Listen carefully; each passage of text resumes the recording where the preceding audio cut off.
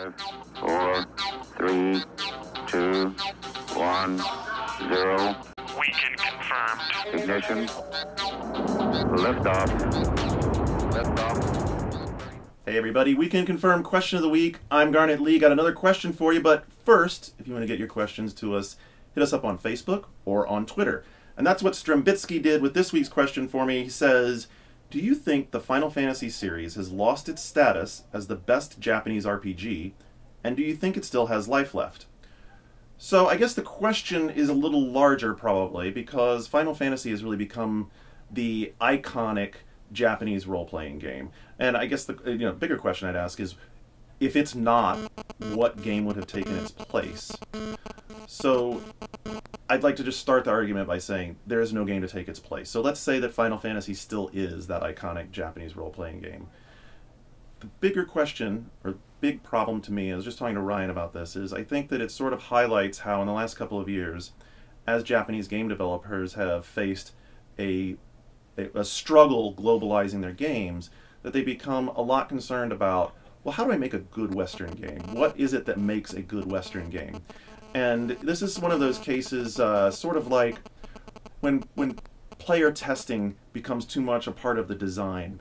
There's a certain amount of a game that needs to reflect the creative spirit of the creators. And in the Final Fantasy series, let's look at what's happened since 10. 10 I would point to as the last of that run after 6, like run 7, 8, 9, 10, and 10-2. Similarity in the way they were done. Of course, they're all PS2 games, but I think it goes deeper than that one. I'm sorry, they're PS1 and PS2 games. But it goes deeper than that. It goes to what the games were about and why they worked and how the battle systems work with the story and integrating the narrative and the character development all together. And then we hit 11, which is an MMO, so that was a different thing, but it still carried the Final Fantasy name. And then we hit 12, where they were trying to incorporate some of the, important things that had been popular in MMOs. And then we hit 13, which took forever to create and was very linear and has been knocked for being very linear. And the point of all this is now we've heard Katase talking about well, I'm really interested in the action side of RPGs, and we saw that coming into the battle system a lot in 13. The question is, does the battle system does definitely identify a Final Fantasy, but does making the battle system more action-oriented and more Western necessarily make it a better Final Fantasy?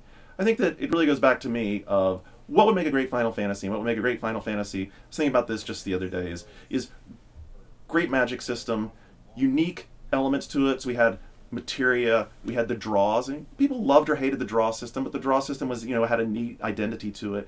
And I don't feel like we've really, had a big system that we wrapped our heads around and had that same sort of appeal. Great fantastic worlds, we see that a lot, but there's the argument that 12's political intrigue was a little too cerebral and got away from what really makes the best of Final Fantasy. So I think if we just got back to a great heroic fantasy, expansive world, great cities to explore, and then just made the game that they wanted to, as opposed to trying to worry about, well, what would make a great Western game, or what would give this game Western appeal, then Final Fantasy would be much more appealing to me, and to perhaps an entirely new audience, because presentationally, there's a lot of things they can do now. If you go back and look at the cutscenes in a 7 and 8 and even 9 and 10, we're really close to that right now in what we can do real-time in Game Engine, and I think that if they were focused on just making a great creative game with something like that, it'd blow you away, and Final Fantasy would have another renaissance. That's our question of the week. My name is Garnett Lee, and I hope you will join us. Well, first of all, as Ryan always reminds me, right there, this side, I think it is, subscribe to our YouTube channel. Let us know what you think about these videos. We're always trying to improve them for you. And listen to the show every week, Fridays at 11 a.m. Pacific on iTunes or all your favorite feeds.